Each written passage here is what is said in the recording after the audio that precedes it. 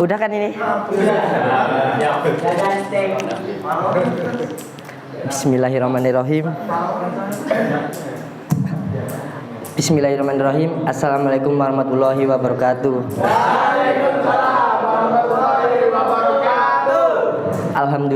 Alhamdulillah wa bihi nasta'inu ala umuri dunya waddin.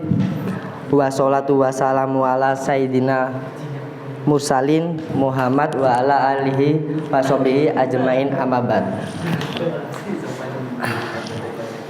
Pertama-tama mari kita panjatkan puji syukur kehadiran Allah Subhanahu wa taala yang telah memberi kita semua karunia kenikmatan iman, nikmat Islam, nikmat sempat dan nikmat-nikmat lainnya dan banyak lagi. Saking banyaknya nikmat itu kita tidak bisa menghitungnya. Yang kedua, sholawat serta salam mari kita haturkan kepada Nabi yang menjadi suri tauladan kita, Nabi yang memperjuangkan Islam ialah Nabi Muhammad SAW yang kita tunggu-tunggu syafaatnya di yaumil akhir kelak.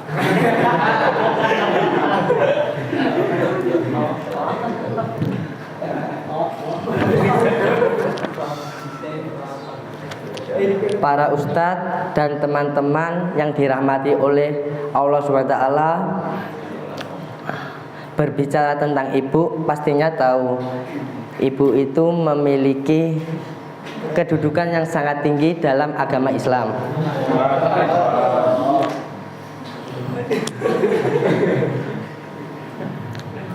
Begitu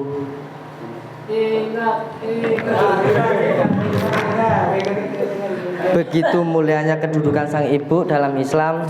Jika seorang anak durhaka kepada ibundanya, maka Allah akan melaknat orang tersebut hingga orang tersebut meminta maaf kepada orang tua, ke ibundanya. Memuliakan ibu sudah diajarkan dalam agama Islam sejak dahulu kala.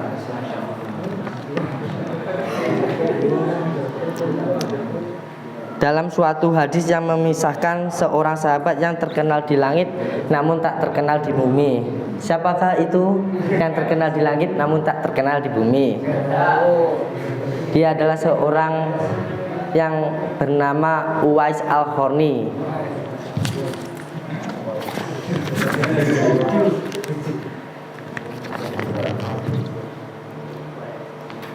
Yang mana beliau itu tak pernah jumpa dengan Rasulullah, namun Rasulullah memuji karena ketaatan dan kesabaran dalam berbakti kepada ibundanya. Suatu hari Uwais Al-Qarni tiba-tiba merindukan Nabi Muhammad SAW. Lalu Uwais Al-Qarni meminta izin kepada ibundanya untuk pergi ke rumah Nabi Muhammad SAW.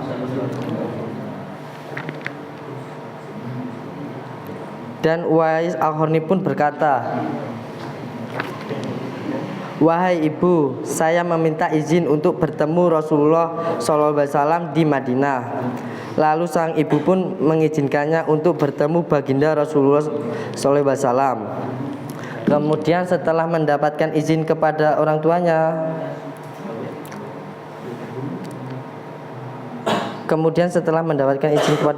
sedang sakit, Uwais Al-Qarni pun berangkat ke Madinah untuk berjumpa Nabi Muhammad SAW. Tapi sebelum berangkat, sang ibu memberi syarat kepada Uwais Al-Qarni agar setelah berjumpa kepada Nabi, dia bergegas untuk pulang dikarenakan ibundanya sakit-sakitan.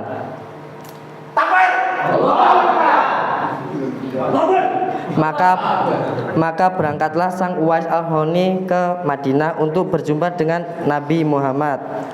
Sesampainya di Madinah, Uwais Al-Qarni pun tidak menemukan Rasulullah di rumahnya, dikarenakan Rasulullah sedang memimpin peperangan tersebut.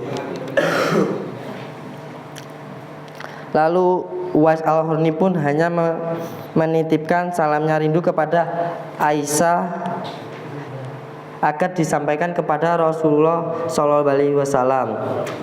Setelah Uwais Al-Qarni berjumpa dengan Aisyah radhiyallahu anha, beliau bergegas untuk pulang dan merawat kembali sang ibu yang sedang sakit-sakitan. Kemudian pada suatu kesempatan yang lain, sang ibu meminta kepada Uwais Al-Qarni untuk mengantarkan ke Mekah untuk haji. Maka Uwais Al-Qarni pun bergegas untuk mengantarkan sang ibu ke Mekah dengan menggendong ibundanya yang lumpuh untuk berziarah ke Baitullah. Meski Uwais Al-Qarni belum pernah berjumpa kepada Nabi Muhammad SAW, tapi Rasulullah SAW mengenal betul sosok Uwais Al-Qarni. Maka Rasulullah memuji Uwais Al-Qarni dengan mengatakan kepada para sahabat, suatu ketika apabila kamu bertemu dengan Uwais Al-Qarni, maka mintalah doa dan istighfarnya, karena dia adalah penghuni langit, bukan penghuni surga, penghuni bumi. Hadis riwayat Ahmad.